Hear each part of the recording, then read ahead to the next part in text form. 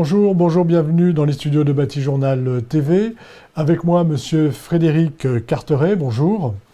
Vous êtes le Bonjour. président de l'Union des industriels et constructeurs bois, l'UICB, et à ce titre, vous êtes aussi membre de l'interprofession France Bois Forêt.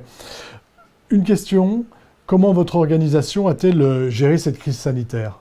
Tout d'abord, je tiens à dire qu'on a connu une crise sans précédent et complètement inédite.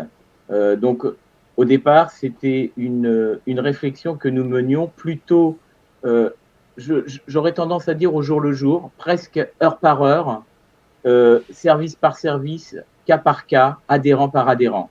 Tout au long en fait de cette période, ce qui a été important pour nous, c'est vraiment de créer une relation et de retendre des liens avec nos adhérents. Nos adhérents avaient besoin de liens plus que d'habitude. Nous œuvrons dans un domaine, le bâtiment au sens général du terme, eh bien, on s'aperçoit d'une chose, c'est que 2 tiers des activités du bâtiment ont été arrêtées. Réellement, on s'est retrouvé avec une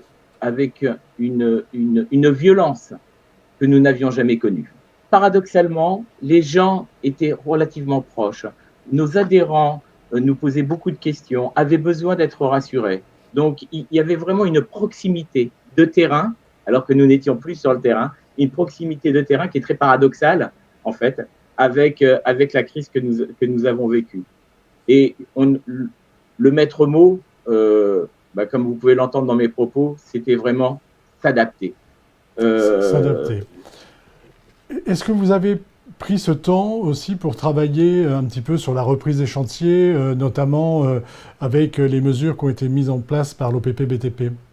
Est-ce que vous avez bien participé à ceci? entendu, bien sûr, nous avons beaucoup, beaucoup travaillé. L'ensemble de l'équipe de l'UICB a œuvré particulièrement justement avec le gouvernement, avec l'OPBTP. Nous avons beaucoup travaillé. Nous avons eu des discussions importantes.